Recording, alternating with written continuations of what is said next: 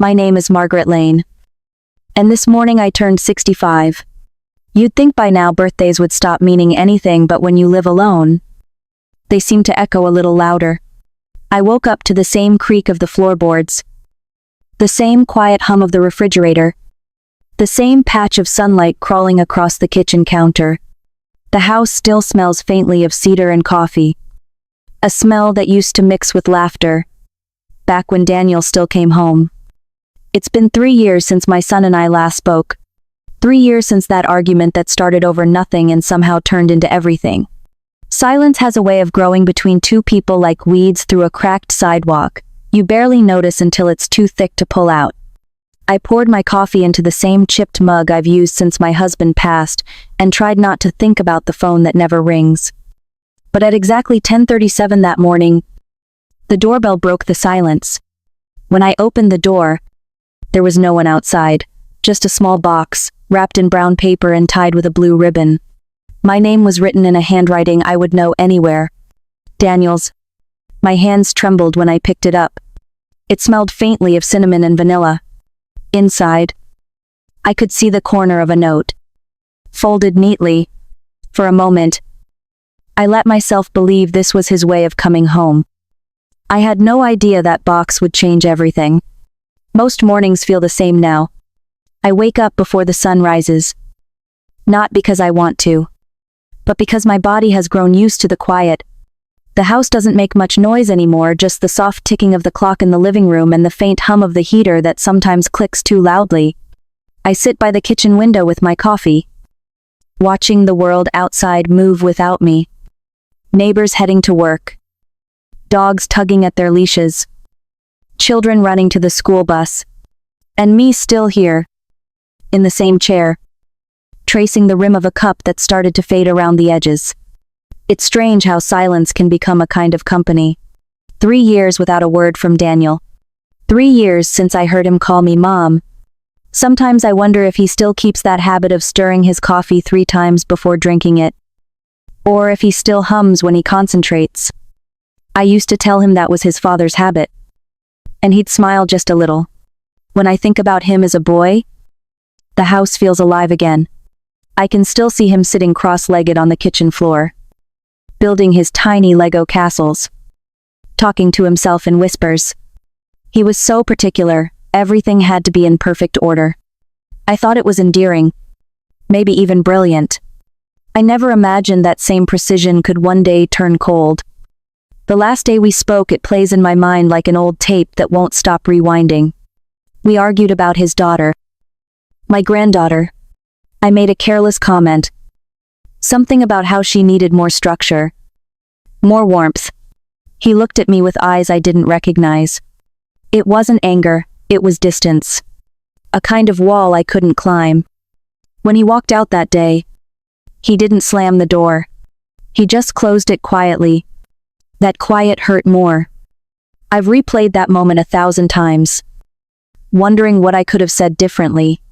How many times can a mother apologize to a silence that never answers that morning? Before the package arrived, I had already convinced myself that this birthday would be like all the others, ordinary, unremarkable. But life has a cruel way of waking you just when you start to drift. And that knock at the door, it was the sound that broke the silence. The doorbell rang just as I was rinsing my coffee cup. I remember glancing at the clock, 10:37 in the morning. Funny how certain numbers stick in your mind when everything else blurs. For a moment, I thought it might be the mail carrier, or maybe a neighbor dropping something off. But when I opened the door, no one was there, just a small brown box sitting neatly on the step, tied with a blue ribbon. It had my name written across the top, in handwriting I would know anywhere. My heart stuttered. Daniel. After 3 years of silence, just seeing those letters curved in that familiar way felt like being touched by a ghost. I picked up the box carefully, afraid it might vanish if I wasn't gentle enough. The paper smelled faintly of cinnamon and vanilla. My hands trembled as I untied the ribbon and folded back the wrapping. Inside, nestled in soft white tissue, were 6 cookies handmade, each one different. A star, A moon. A sun. A flower. A cloud. And a heart. Every edge was perfect. The icing precise. Almost too perfect to eat. Beneath them was a note written on plain paper. Happy birthday. Mom, can we start over? My breath caught. That small sentence felt like the first warmth I'd felt in years. I pressed the note against my chest, trying not to cry. Maybe this was it, the apology I'd been waiting for. The sign that love can survive even through silence. But as I stared at the cookies, a faint unease settled in. It wasn't anything specific, just a feeling. The kind that lingers quietly at the edge of happiness, whispering caution. I thought about how Daniel always paid attention to details most people never noticed. As a boy, he used to spend hours aligning his pencils, folding napkins into perfect squares. Sometimes, I'd move one thing just to tease him, and he'd fix it instantly without saying a word. That same meticulousness was in these cookies, the symmetry, the control. I wanted to believe it was love. Maybe it was. But something inside me told me not to eat them. I wrapped them back up gently, placed the heart-shaped one in the refrigerator, and decided to share the rest with Helen, his ex-mother-in-law. It seemed harmless enough at the time, a small gesture of kindness, but that single decision would change everything that came after. I decided to bring the cookies to Helen that same afternoon. The sun was still out, but the light had that late-day softness that always makes everything look gentler than it is. Helen lived just a few blocks away, in a small brick house with a porch full of flowers. She'd always been kind to me, especially after Daniel's divorce. Somehow, when everything else fell apart, we managed to stay connected. When she opened the door, her face lit up with that same warmth I remembered. She hugged me like family. The kind of hug that makes you realize how long it's been since you've felt another person's arms around you. I told her it was my birthday, and that Daniel had sent me cookies. Her eyes softened instantly, as if that small act meant everything. Maybe it's a new beginning, she said. I wanted to believe her. The smell of cinnamon filled her kitchen as we unwrapped the box together. The cookies looked even more beautiful in her soft yellow light. She chose the star-shaped one, admired the delicate icing, and took a small bite. Delicious, she said with a laugh.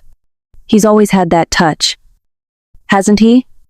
I smiled, though something about that sentence made my chest tighten. I didn't stay long. We talked for a bit about her garden, her granddaughter, the changing weather, ordinary things, comforting things. But as I walked home, a strange heaviness followed me. I couldn't name it, it wasn't fear. Not yet, but something inside me stirred uneasily. That night, I kept glancing at the phone. I told myself he would call. He had to. Maybe this was just his first step toward forgiveness. But as the hours passed, silence filled the house again, thicker than before. I almost went to bed when the phone finally rang. Seeing his name on the screen made my heart race. His voice was calm at first. Careful. We exchanged a few words, and for a second, I thought maybe everything was okay. But when I mentioned giving some cookies to Helen, something in his tone changed. The calmness cracked sharp. Cold. He asked if she'd eaten one. I said yes. Then, a pause. Long. Too long.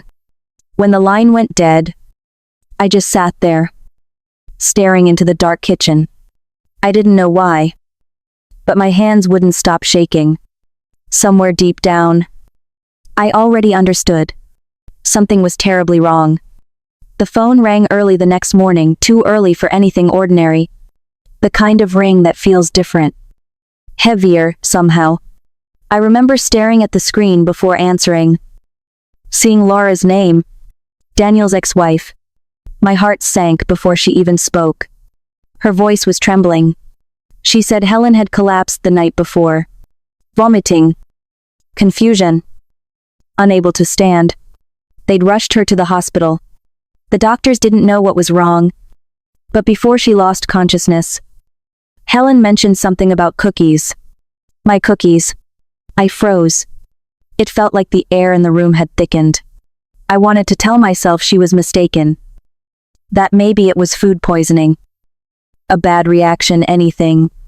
But what my mind was starting to whisper. But even as Laura kept talking, I couldn't really hear her. My eyes were fixed on the box, sitting on the counter. The one with the single cookie still inside. The heart-shaped one. After the call ended, I moved like someone else was controlling me. I picked up the box, opened the fridge, stared at the cookie. It looked so harmless. Too harmless. Then something caught my eye, a small, clear bottle in the kitchen trash. No label. Just a trace of white powder at the bottom. I didn't remember throwing it away. I didn't even remember seeing it before. I picked it up, holding it with a paper towel as if it might burn me. My stomach twisted. My son had sent that box. My son. The thought clawed at my chest. But my heart refused to believe it. Daniel wouldn't. He couldn't. I raised him to be kind. I raised him to love. But the facts kept lining up like cold dominoes. I couldn't stop from falling. The cookies. His reaction when I told him Helen ate one. The bottle. The silence afterward. I spent that night sitting by the kitchen table, staring at the heart cookie under the refrigerator light. Every sound in the house felt amplified, the hum of the fridge, the clock ticking too loudly, my own heartbeat hammering in my ears. I thought about Daniel as a boy, dissecting insects in the backyard, fascinated by how things worked. I'd called it curiosity back then. Now I wasn't sure what to call it. By sunrise, I knew I couldn't ignore it anymore. Whatever this was, whatever he'd done, I had to find out the truth. Love or not. Denial wouldn't save anyone. That was the moment fear turned into resolve. The moment I stopped being just a mother and became someone who needed answers. I didn't sleep that night. Every time I closed my eyes, I saw Helen's face, her warm smile fading into something pale and sickly. The clock kept ticking, each second louder than the last. By dawn, I knew what I had to do. There was only one person I trusted enough to help me, Lucy. We'd worked together years ago when I was still at the hospital. She now ran tests for a clinical lab downtown. I called her early that morning. I remember how my voice sounded flat, mechanical, like I was reciting someone else's story. I told her I needed a favor. Urgent. Quiet. We met later that afternoon at a small coffee shop near the lab. I brought the heart-shaped cookie sealed in a bag, and the small bottle I'd found in the trash. Her hands trembled slightly when I handed them over. I could see the questions forming in her eyes. But she didn't ask. She just promised to call me as soon as she had results. The next few days felt endless. I tried to go through my usual routines, washing dishes, folding laundry, watering the plants, but everything felt detached, like I was watching my life from behind glass. I couldn't eat, couldn't sleep. My mind kept replaying fragments of Daniel's childhood, him mixing strange potions in the backyard, labeling jars, dissecting insects. I used to laugh, thinking it was harmless curiosity. How could I have known what it really meant? I started visiting Helen at the hospital. She was slowly getting better, though the doctors were puzzled. Some kind of toxin, they said, but nothing we can identify. I felt sick every time I heard those words. On the fourth day, Lucy called. Her voice was quiet, too quiet. She asked me to meet her again. When I saw her face, I didn't need her to say it. I already knew. She said the word slowly, carefully. Aconite. A deadly poison extracted from a plant called monk's hood. Just a few milligrams could stop a heart. It wasn't an accident. Someone had put it there deliberately. For a long moment, I couldn't breathe. I just sat there, staring at the table. the sound of my heartbeat filling my ears.